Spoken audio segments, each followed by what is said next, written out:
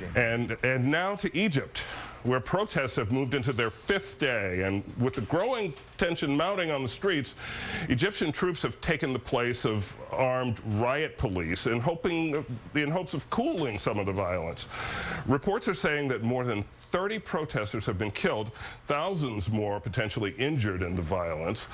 For the latest, we're now joined by NBC's Ayman Mohyeldin in Cairo. Ayman, what's the scene like on the ground at this hour? The replacing of police with troops seemed to be an attempt to calm things down a bit. How have the people responded?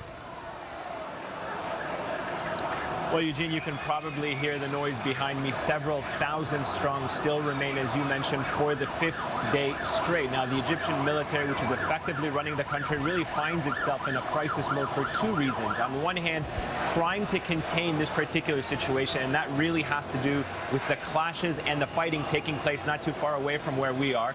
At that particular juncture, there was clashes between the riot police and the protesters who wanted to attack the Ministry of Interior. Now, the military has tried to calm the situation down. They have sent in some senior religious figures from one of the more revered institutions here to try to calm the situation. That has not succeeded throughout the course of today. On the other hand, they are trying to deal with the political crisis that has emerged. As I was saying, there are several thousand people here behind me.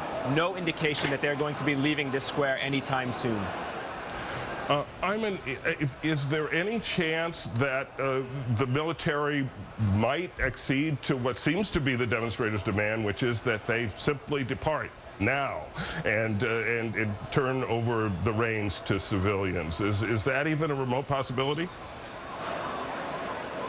Well, it really comes down to a battle of wills right now, because the Egyptian military yesterday, headed by the Supreme Council of the Armed Forces, and the head of that is General Tantawi, he addressed the nation saying that he would be willing to relinquish power, the military would be willing to relinquish power so long as there was a referendum. Now, keep in mind, we're just a few days away from parliamentary elections. That is unlikely to take place within the next week. And more importantly, the military has said that after these parliamentary elections, they're going to retain some powers that are exclusively to them, and that's really what has fueled these protests.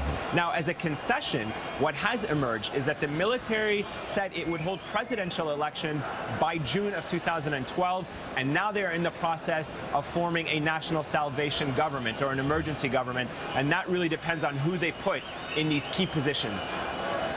Ayman Mohyeldin in Cairo. Thank you very much, and please stay safe. We'll be